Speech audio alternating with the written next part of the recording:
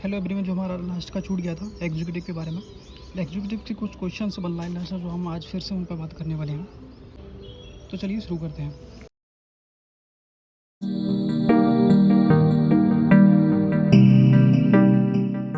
तो हमारा पहला क्वेश्चन है, राष्ट्रपति किसी सैनिक न्यायालय द्वारा किए गए दंड को कार्यपालिका के क्षेत्राधिकार के अंतर्गत दिए गए दंड तथा अपराधी को मृत्यु दंड दिए जाने की स्थिति में क्षमादान दे सकता है तथा दंड को कम कर सकता है। दंडादेश की प्रवृत्ति को प्रवर्तित भी कर सकता है, दंड को निलंबित भी कर सकता है। ये पावर कुछ राष्ट्रपति की पावर के बारे में बात करता है।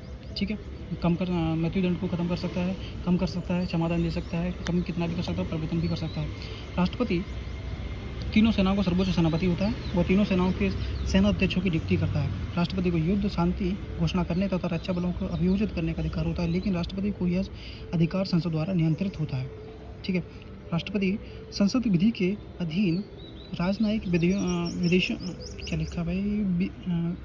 विदेशों में नियुक्त करता है। बाहर के राजनीतिकों के परिचय पत्र ग्रहण करता है। नेक्स्ट है, संसद विधि के अधीन राष्ट्रपति को विदेशों से मंत्रियों की सलाह के अनुसार करार और संधि करने का अधिकार होता है। राष्ट्रपति किसी सार्वजनिक महत्व के प्रश्न पर उच्चतम न्यायालय के अनुच्छेद 143 के अधीन परामर्श ले सकता है, लेकिन वह उस परामर्श को मानने के लिए बाध्य नहीं होता है। ठीक है, नेक्स्ट है, उपराष्ट्रपति का निर्वाचन अप्रत्यक्ष रूप से अनुपातिक प्रतिनिधित्व पद्धति के अनुसार एकल संक्रमण मत प्रणाली के द्वारा होता है, जैसे कि राष्ट्रपति को होता है। उपराष्ट्रपति का चुनाव भी एक निर्वाचन मंडल द्वारा होता है और उसमें संसद के दोनों सदनों के सभी सदस्य सम्मिलित होते हैं। उपराष्ट्रपति चुनाव के लिए संसद के दोनों सदनों की संयुक्त बैठक होना आवश्यक नहीं होता है। उपराष्ट्रपति पद पर कोई भी भारत का नागरिक जो निर्धारित योग्यताएं पूरी करता हो निर्वाचन हो सकता है। नेक्स्ट है, राष्ट्रपति के लिए उम्मीदवार की आयु कम से कम 35 वर्ष होनी चाहिए। नेक्स्ट है कि उपराष्ट्रपति के लिए उम्मीदवार राज्यसभा के सदस्य के रूप में निर्वाचित होने के लिए योग्यता रखता हो। उपराष्ट्रपति संसद के किसी भी सदन का सदस्य नहीं होता है। उपराष्ट्रपति की पदावधि 5 वर्ष की होती है। उपराष्ट्रपति को 1,25,000 रुपये का मासिक वेतन मिलता है। उपराष्ट्रपति पद पर कोई भी कितना भी बार निर्वाचित हो सकता है। इस संबंध में कोई सीमा निर्धारित नहीं की गई है। उपराष्ट्रपति 5 वर्ष से पहले अपना पद राष्ट्रपति को देकर अपने पद से हट सकता है। उपराष्ट्रपति को 5 वर्ष से पहले संविधान के उल्लंघन से हटाया जा सकता है। उपराष्ट्रपति को महाभियोग लगाने की आवश्यकता नहीं है। उपराष्ट्रपति को 5 वर्ष से पहले पूर्व संकल्प से, जैसे राज्यसभा के सदस्यों ने बहुमत से पारित कर दिया हो तथा लोकसभा के उसने सहमत हो, हटाया जा सकता है। यदि उपराष्ट्रपति बीमार आने किसी कारण से अपने असमर्थ हो जाता है, अपनी जगह कोई भी अन्य पदाधिकारी उपराष्ट्रपति के रूप में कार्य नहीं करता है। उपराष्ट्रपति राज्यसभा का सदैव सभापति होता है। उसकी अनुपस्थिति में राज्यसभा का सभापति के रूप में कार्य करता है। उपराष्ट्रपति जब राज्यसभा के सभापति के रूप में कार्य करता है, उसे राज्यसभा के सभापति का वेतन तथा उपराष्ट्रपति के रूप में कार्य करता है तो राष्ट्रपति के रूप में कार्य करता है तो राष्ट्रपति को मिलने वाले वेतन तथा अन्य उपलब्धियों को प्राप्त करने का अधिकार होता है।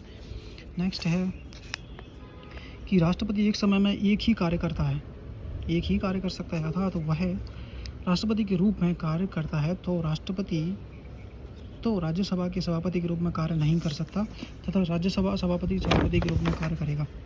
जुलाई 1977 में नीलम संजीव रेड्डी राष्ट्रपति के रूप में निर्विरोध निर्वाचित हुए थे। जुलाई 1977 में, ठीक है, नीलम संजीव रेड्डी। राष्ट्रपति उपराष्ट्रपति निर्वाचित संबंधित संदेश विवाद का निर्धारण उच्चतम न्यायालय करता है। राष्ट्रपति उपराष्ट्रपति के निर्वाचन से समय यदि निर्वाचन मंडल में कोई पद रिक्ति है तो उस संबंध में कोई विवाद नहीं होगा। यदि उच्चतम न्यायालय द्वारा राष्ट्रपति उपराष्ट्रपति का निर्वाचन अवैध घोषित कर दिया जाता है तो भी उससे पहले उसके द्वारा किए गए कार्य वैध माने जाएंगे। बातों के अतिरिक्त राष्ट्रपति उपराष्ट्रपति के निर्वाचन से संबंधित विषयों के लिए संबंध कानून बना सकती है। नेक्स्ट है, राष्ट्रपति के पद त्याग पत्र की सूचना उपराष्ट्रपति लोकसभा अध्यक्ष को देता है। राष्ट्रपति के पद त्याग की सूचना, यदि राष्ट्रपति पद त्यागेगा तो उपराष्ट्रपति उस चीज़ को लोकसभा अध्यक्ष को बताएगा। राज्य की कार्यपालिका का प्रधान राज्यपाल होता है।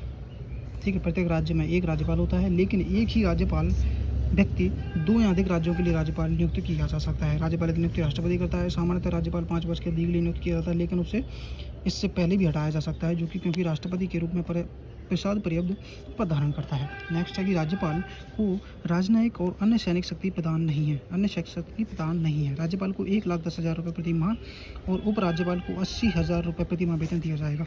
राष्ट्रपति नेक्स्ट है, राज्यपाल, मुख्यमंत्री, अन्य मंत्री, राज्य के महाधिवक्ता, राज्य की लोक सेवाओं के अध्यक्ष, अन्य सदस्यों की नियुक्ति करता है।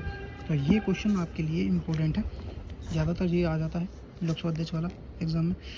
और है नेक्स्ट है कि राज्यपाल को राज्य लोक सेवा आयोग के सदस्यों को हटाने का अधिकार नहीं होता है, राज्यपाल नहीं हटा सकता है। ये लोकसभा संघ लोक सेवा आयोग और राज्य लोक सेवा आयोग का चैप्टर है जो आपके लिए इम्पोर्टेंट होगा, पढ़ के जाइएगा अपने एग्ज़ाम के लिए। कॉन्स्टिट्यूशन का कुछ आर्टिकल है 315 में, तो राज्य और लोक दोनों पढ़ के जाना। कार्यपालिका की किसी भी विधि के अधीन दंडिक कार्रवाई के दंड को राज्यपाल क्षमा, निलंबित या परिहार लघुकरण कर सकता है। कौन कर सकता है? राज्यपाल। यहाँ राष्ट्रपति की पावर थी, यहाँ पर राज्यपाल को भी पावर दी गई है। मृत्युदंड के संबंध में राज्यपाल को क्षमा का अधिकार नहीं होता है। मृत्युदंड को क्षमा करने का अधिकार राष्ट्रपति को और राज्यपाल को नहीं है। ये चीज़ पॉइंट आउट कर लीजिए, माइंड में डाल दीजिए, ठीक है। मृत्युदंड के संबंध में राज्यपाल को क्षमा का अधिकार नहीं है। नेक्स्ट है कि राज्यपाल इस आशय का प्रतिवेदन राष्ट्रपति को दे सकता है कि राज्य का शासन संविधान के उपबंधों के द्वारा नहीं चलाया जा सकता था, राष्ट्रपति का शासन लागू कर दिया जाए। तो ये था राष्ट्रपति के और उपराष्ट्रपति और राज्यपाल के कुछ इम्पोर्टेंट वन लाइनर क्वेश्चन जो आपके एग्ज़ाम के लिए इम्पोर्टेंट हो सकते हैं। एक बार ज़रूर पढ़ के जाइएगा। यहाँ पे उपराष्ट्रपति, राष्ट्रपति और राज्यपाल के भी क्वेश्चन कंप्लीट हो रहे हैं।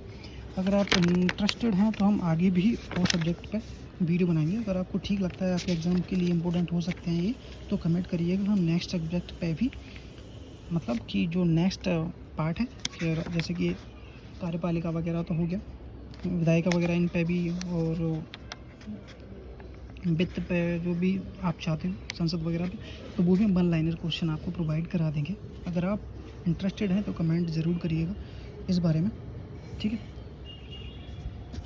तो अब हम नेक्स्ट, जब भी अगर आप चाहते हो तो विधायिका भी हम पढ़ा देंगे आपको नेक्स्ट वीडियो में।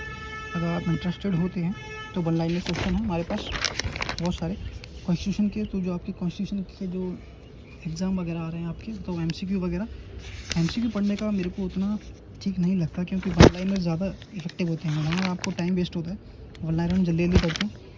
MCQ में हमें उस 4 क्वेश्चन में से एक को सेलेक्ट करना पड़ता है, तो टाइम वेस्ट होता है और हम कंटेंट भी कम पढ़ पाते हैं, इसलिए वन लाइनर ज़्यादा बेस्ट रहता है।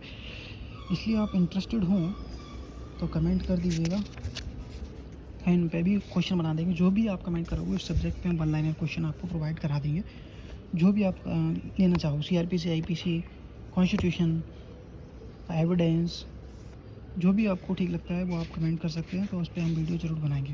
Thank you so much.